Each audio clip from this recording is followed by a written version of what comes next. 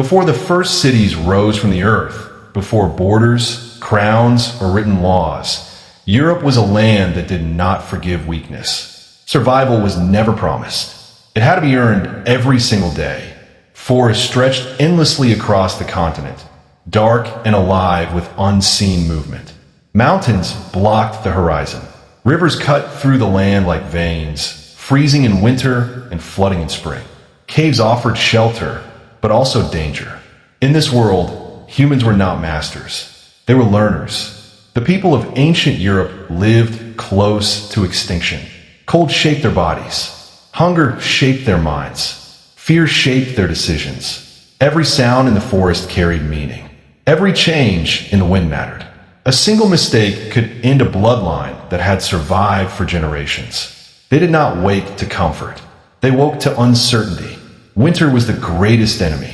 Snow buried the land, erased paths, and silenced animals. Food vanished. Fingers froze. Breath burned the lungs. In these months, survival depended on preparation done long before the first snow fell. Those who failed to prepare did not leave stories behind.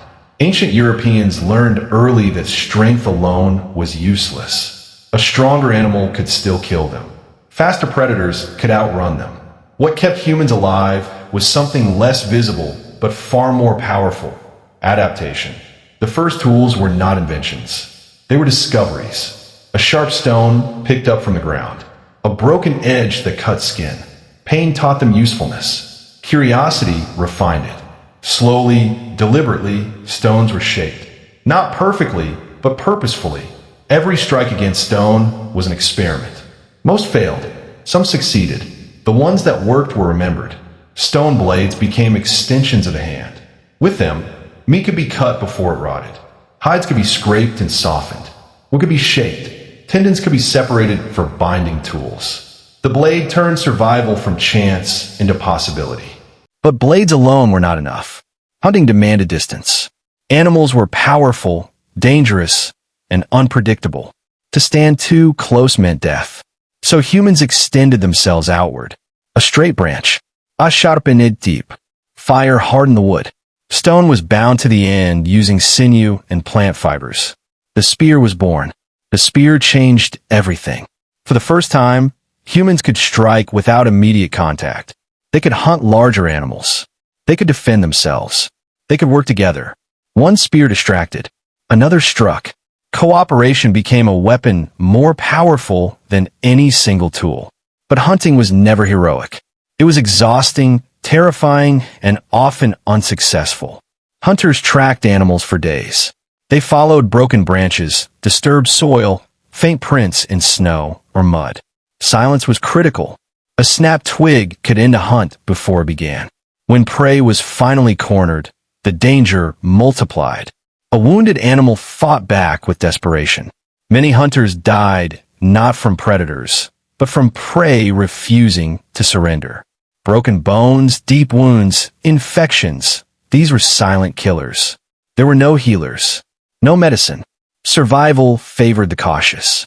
When a hunt succeeded, the reward was life itself. Meat meant energy. Fat meant warmth. Bones meant tools. Hides meant clothing. Nothing was wasted. Waste was a luxury no one could afford. Clothing became another form of survival technology.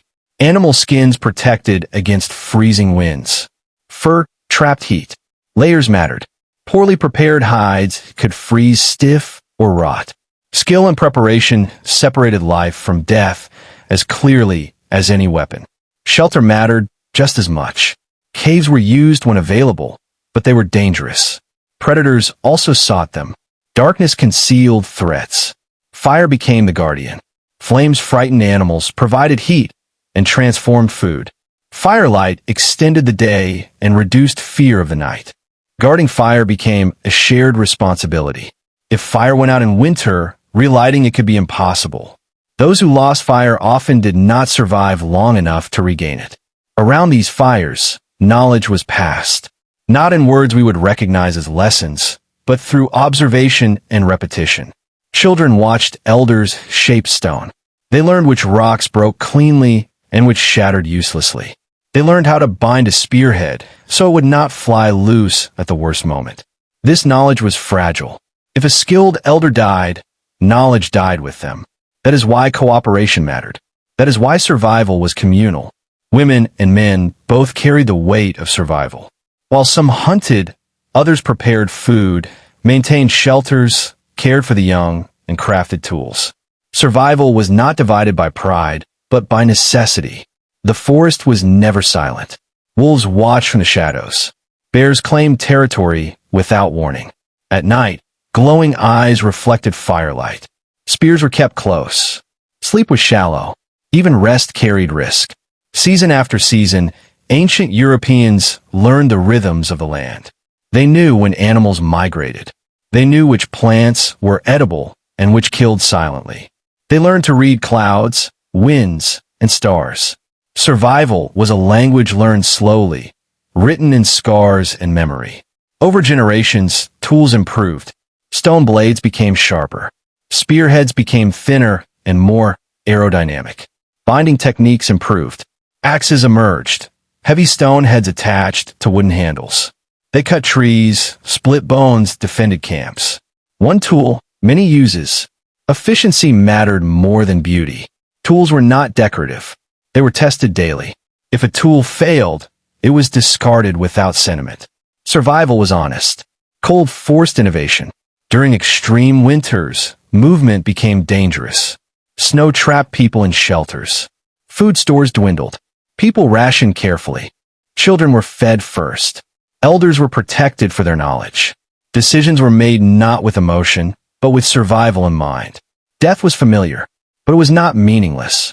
Every death taught lessons. Where danger waited. What mistake was fatal? Which decision should never be repeated? Ancient Europeans did not conquer nature. They negotiated with it. They respected its power because disrespect meant death. Their weapons were not symbols of dominance, but of understanding. A spear was not power. It was preparation. A blade was not violence. It was survival. As centuries passed, humanity endured. Slowly, population grew. Knowledge accumulated. Tools diversified. But the foundation never changed. Stone, wood, fire, and intelligence remained at the core of survival. These people did not know they were shaping history. They were too busy staying alive. Yet every modern civilization stands on their endurance. Without them, there would be no future to inherit. When we imagine ancient Europe, we must not imagine savagery. We must imagine resilience, creativity under pressure, intelligence forged by necessity. The forests they walked still stand in fragments today. The caves remain. The rivers still flow. But the world is quieter without the constant struggle for survival. Modern comfort hides the cost paid by those who came before. Primitive weapons were the bridge between extinction and existence. They allowed humans to face a world that did not want them and remain anyway. And in that refusal to disappear, humanity found its greatest strength. Stone, wood, fire, and the human mind. These were enough. They always were. This is not just a story of ancient Europe. It is the story of survival itself. The story of how humans learned to endure, adapt, and continue, even when the world offered no mercy.